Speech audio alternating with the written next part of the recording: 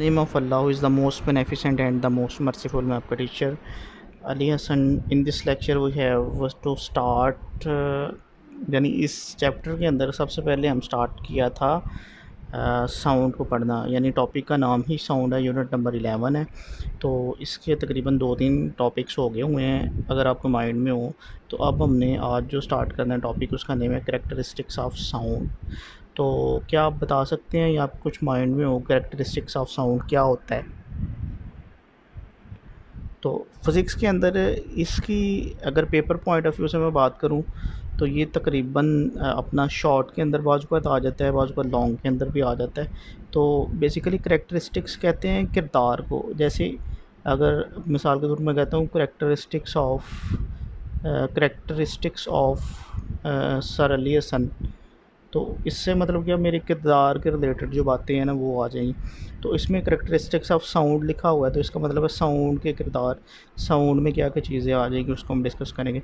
तो साउंड की सबसे पहले लाउडनेस आ जाता है. लाउडनेस यानी फॉर एग्ज़ाम्पल नात लगी है या म्यूज़िक लगा है या तिलावत लगी है, तो उसमें लाउडनेस भी होती है. लाउडनेस क्या होती है कि स्पीकर में आवाज़ अगर बहुत ज़्यादा कर दी जाए तो उसको हम लाउडनेस कहेंगे.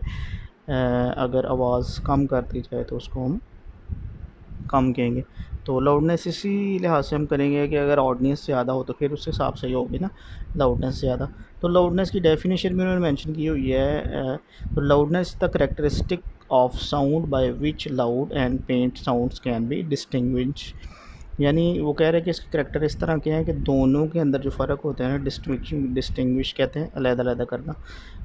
अब when we talk to our friends, कहते हैं जब हम अपने दोस्तों के साथ बोलते हैं, बात करते हैं, आवर वॉइस इज़ लो, हमारी आवाज़ बहुत कम होती है. उसकी रीज़न क्या होती है कि हम एक दूसरे के करीब तो बैठे होते हैं, एक चेयर में बैठा होता है साथ दूसरी चेयर में बैठा होता है.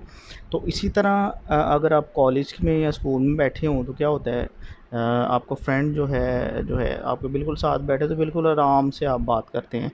लेकिन जो टीचर पढ़ाने के लिए आते हैं वो आपने देखा होगा कि चूँकि स्ट्रेंथ ज़्यादा होती है, 20-30 स्टूडेंट होती है, तो उनका वॉइस लेवल ज़्यादा होता है as compare to single person या सिंगल स्टूडेंट के. तो इसलिए उसको हम लाउडनेस भी कह सकते हैं. अब वो कहते हैं जी loudness of a sound depends upon a number of factors.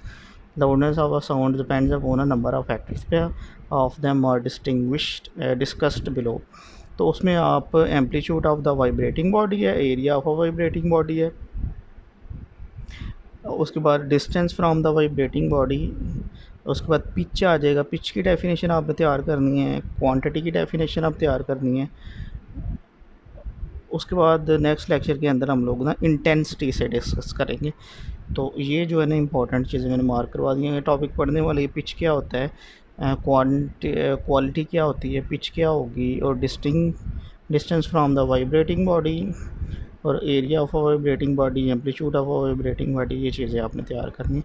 बेशक आप इसको हाफ़ जो है मंडे को कर लें, यानी मंडे वाला टास्क, और हाफ़ जो है वो नेक्स्ट डे उससे कर लें, यानी 2 दिन लगा के इस टॉपिक को आप क्लियर कर लें.